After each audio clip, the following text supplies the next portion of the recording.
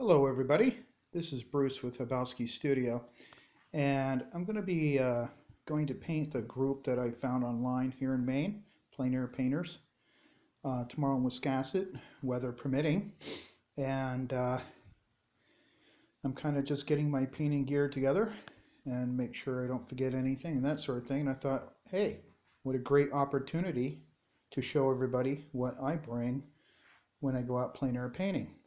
Now, we'll get to the actual gear that you see before you, but here's the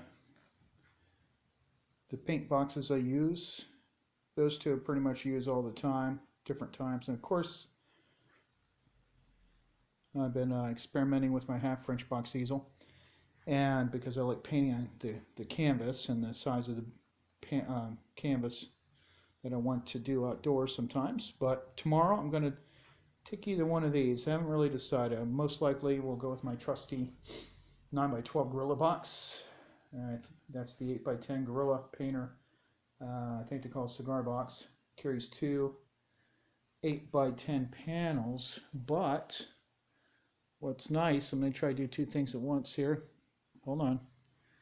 Let's see how close I got to get. You can... No, yes, this one is just the two 8x10s. But over here on my 9x12, I have the 8x10 there, and what you can do is by leaning this forward, you can stick a 9x12 back there. The clips stick out just enough to hold a 9x12, and that will allow you two different sizes. And then I have some little panel carrier boxes that I made down in base mail. I'll do probably something on those later. And I'll carry a couple extras in the car just in case maybe I'm really productive that day. So, of course, the Gorilla box is great. It doesn't come with these panels. You buy those as an accessory, but sometimes I take them off, put them on. Lately I've been having them on, and of course tons of storage in there.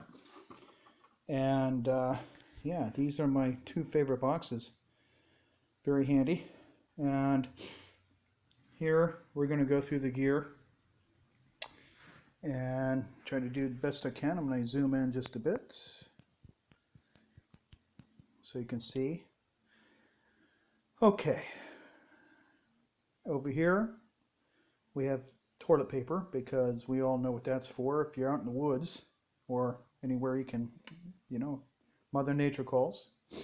And always carry a standard red handkerchief. Wipe sweat, or you can put that if you're near in the woods or have water. You can wet that and put it around your neck. It keeps you cool. And then of course this is an accessory for my Gorilla box.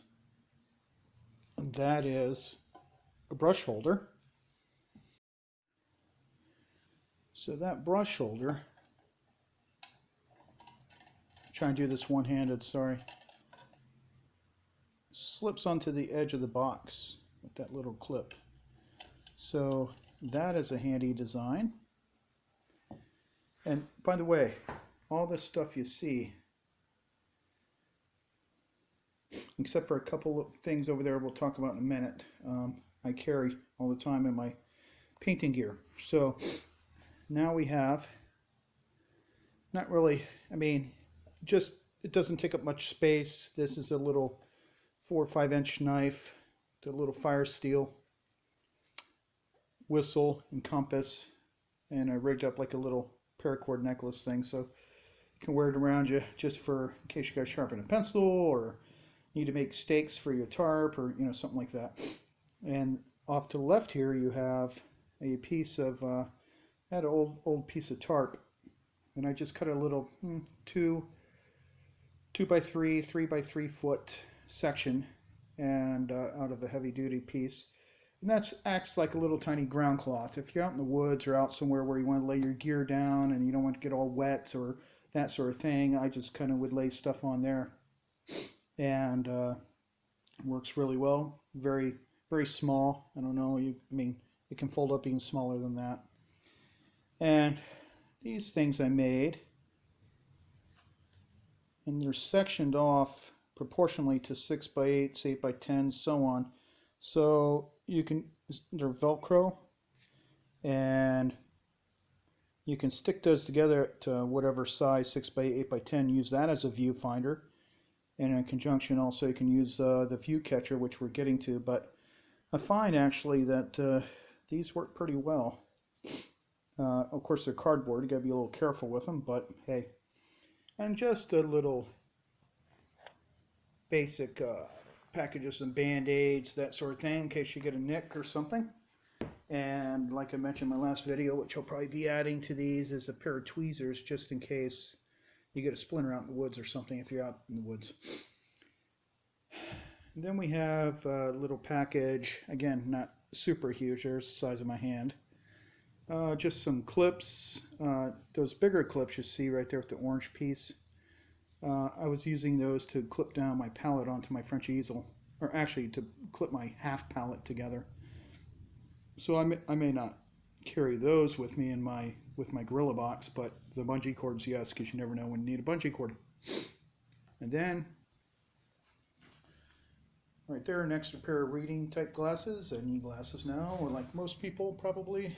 And just in case I lose mine, I'll have a spare.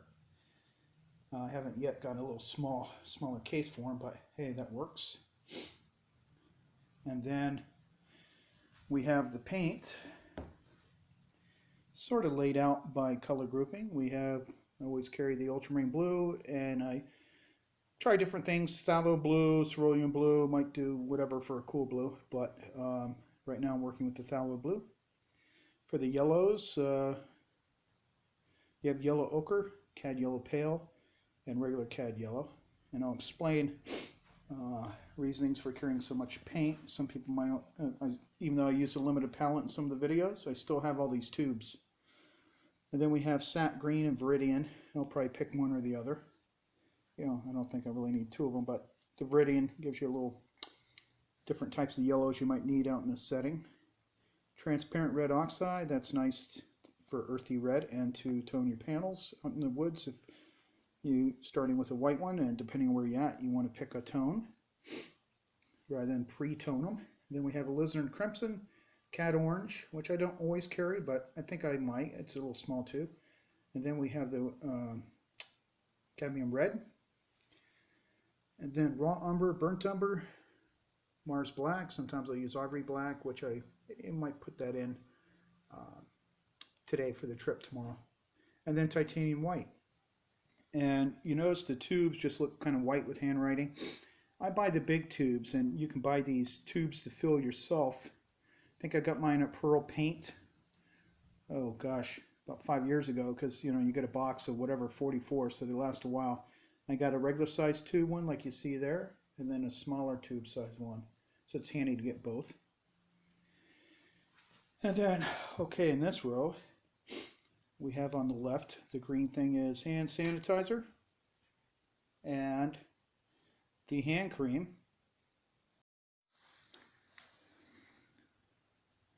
So a little explanation with the paint and amount of tubes is that's one reason in certain colors you don't need big tubes, like the alizarin crimson, phthalo blue, very strong colors, you need very little. So that helps you carry some colors that you may want to make some color choices on site, and you may use only red, yellow, and blue and white, but depending on your scene you'll have choices over which blue, red, and yellow. And also, you know, like you might want to work with a muted palette, so because I have the yellow ochre and the black and the red, I can do like a what they call a Zorn palette, something very similar to give you some nice muted tones. To better if I had ivory black there, for which I'm going to add.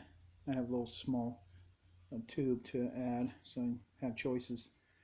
It's a little bit bluer, and that'll be your blue in your painting. So it's a pretty amazing palette, and so that's the reason why, you know, to give you a few choices. You can have a limited palette once you get there, or you can use a cool and warm of all the primaries, whichever you prefer. And then later on in the video, as you'll see, I have my rope package for the tarp, but I always carry a couple pieces of rope. What if, I don't know, you need to tie something down? It doesn't take up much space, just handy to have for different purposes. And there's my view catcher that everyone's probably heard of, so I don't want to go into that too much. And get a little color isolator hole right there. So works fairly well. And then over to the right here, we have these gloves. You can get them at any home improvement center. Very thin, I don't know what they're called, nitrate gloves or something, but they're kind of plasticky feeling. And I'll wear them on both hands sometimes, but definitely on my right hand. A lot of times I'll put on the right hand because I'm left-handed painting, so when I'm holding the rag to wipe off the brush in my right hand, prevents paint all over you, or minimizes. Then here's my brush carrier. And for a lot of plainer artists, I'm sure that's overkill, but hey, the case holds whatever amount of brushes, and I just fill it up. Really doesn't weigh that much. You could go with a lighter amount.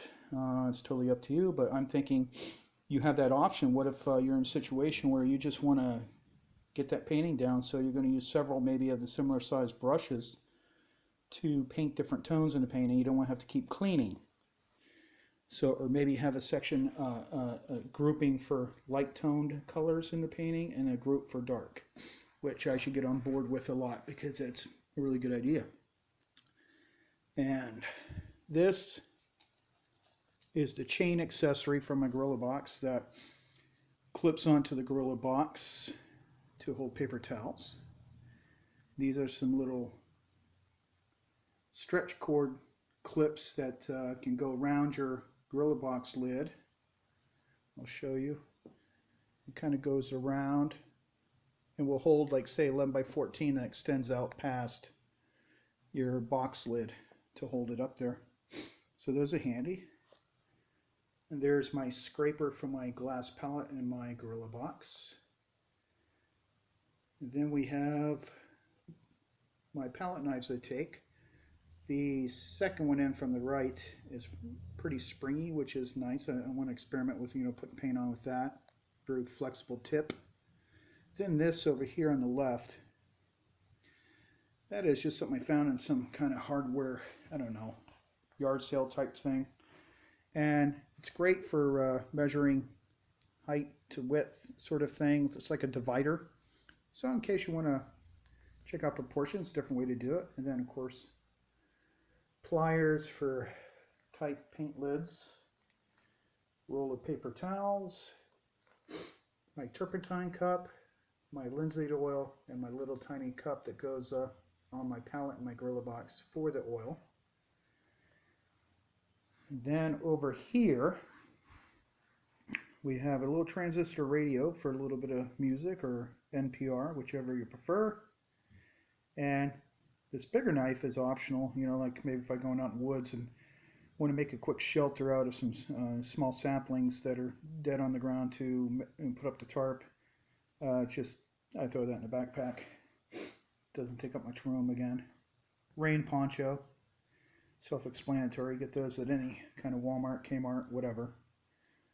And there's my bag. One side has my aluminum tent stakes for the tarp and string to tie it off to something, ridge line, that sort of thing. Headlamp. And then we have the tarp. You're going to see in a video for Plein Bushcraft, a 5x7 backpacker's tarp that I bought at Walmart for $10. Just a functional thing. It does have a little bit of blue cast, but it is protection. Very tiny. I mean, very small. And that's why I'm selecting it for my pack. And then, of course, my trusty stool that I mostly use to put stuff on, like my brushes or something like that. And always bring some water, of course. And again, just thought I'd show you everything. Of course, the only thing not here is my tripod that I use for my Gorilla Box. When I bought my Gorilla Box, I actually came with a kit with the tripod, and the tripod's heavy duty. It's probably 3 times heavier than your standard tripod. I do have lighter tripods I tried using from Gorilla Box, but I just didn't feel the head attachment was sturdy enough, rugged enough, and the box kind of, it would work, but as you're painting against the panel, pushing, painting, the box would wobble a little bit, which for me bugs me. So I like the tripod I'm using. I don't know the name of it. Just came with a package deal. So hope you enjoyed this video. And oh, one thing's not here that maybe is a good idea, especially you get into bug seasons: bug spray. I've heard some artists, they'll take that bug spray, say they're standing somewhere, they might even use that green mat to stand on so you don't get bugs, and then around that mat they'll spray a ring of like bug spray, so the bugs on the ground, like maybe ticks or whatever, don't crawl up on you. But I think that about sunscreen if you want that. And of course the only thing not shown in here is a wide brim hat in sunny, even if it's not sunny, just to have handy in case it gets sunny. And once I pack everything up here, it's going to pack up into this rut sack, which isn't super tiny and it isn't super large. And what I like, it has 2 side pockets and this front pocket, so smaller gear like my radio and my little knife, compass, whistle thing, odds and ends, handkerchief can go in here and have easy access. And if I used my cigar box, the cigar box fits in here, but my Gorilla Box and my tripod, I put like a little sling strap on my tripod and I sling that over my neck, wear the backpack, and then I carry my Gorilla Box. So it can potentially be a little cumbersome if you're having to walk long distance. I would upgrade to my 3900 cubic inch backpacking pack that I have if I knew I was going to be walking in the woods for an extended period, and that fits my Gorilla Box, and then all the gear, of course. But all this stuff is going to fit in the backpack. And I just take a couple plastic trash bags to for my dirty paper towels and stuff also. Okay, pretty much getting all wrapped up here with the Gorilla Box, packing it up. And you can see I keep my paint all on one side, tools and things that could poke the paint on the other side, just in case. And I'll be putting my painting gloves in there also. Another idea too, because the Gorilla Box has the clips to hold the panels in there, ends up happening is you're trying to paint to the edge and it can be a little. So what I do is I take out the insert that drops down in there once I pull the panel out, set that aside, and I carry these little blocks of wood. I mean, see if I can pull this out. They're only 1/4 inch wide, and what that's going to do is give you a little ledge to basically hold the panel up there. Now the key is you don't want your lid too forward because then the panel will fall off, but and it should be protected from wind because most of the lid is covering, obviously, so it shouldn't, if it's sticking up too much it could blow off. But yeah, that's another useful thing, so you can paint to the edge and not have to worry about limiting your creative strokes and that sort of thing. Something else you can do too to prep if you know you're going out painting the next day and don't have to waste time once you get to a location is to go ahead and lay out your palette ahead of time. And if your paint's a little oily and you worry about running or that sort of thing, I put the paint on a paper towel for, I don't know, 15-30 seconds, let some of that oil drain out a little bit, and then I take it off with a palette knife and I stick it on the palette, and it works pretty good. And I think I might play around with this tomorrow too, along with my view catcher. It has that tiny hole. This, I'm thinking, it's a white card, and you can kind of, what is that color compared to white? And I also painted gray on the other side. It's kind of a blue-gray, but I'm going to play around probably more with the white. And see the two holes, because what if you did a comparison with the tree line to the sky? So it gives you 2 points of comparison. Let's see how that works out. I want to thank you again for watching this video. I'm going to pack up all the goods here and wrap it up. Well, it's all packed up, and that's it. And I actually have quite a bit of room left over in here. Of course, the paint and everything's in the box, so I can literally either, if I'm going out in the woods or somewhere, I want to take my hammock, I can do that. Relax a little bit after painting or before painting or when I'm having lunch. And this side pocket still has room for some snacks. My water bottle's in there. So this works out really well. And then when I go to close it up, I'll put this,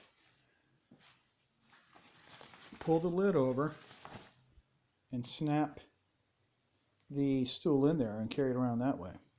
If you wanted to, because sometimes these legs can come this way back and forth. If you can just take some bungee cord or something and string it down to the pack, but I haven't had a problem yet. Then of course, don't forget you have this up here. So you can put your tarp, roll it up and put it in there, or your hammock.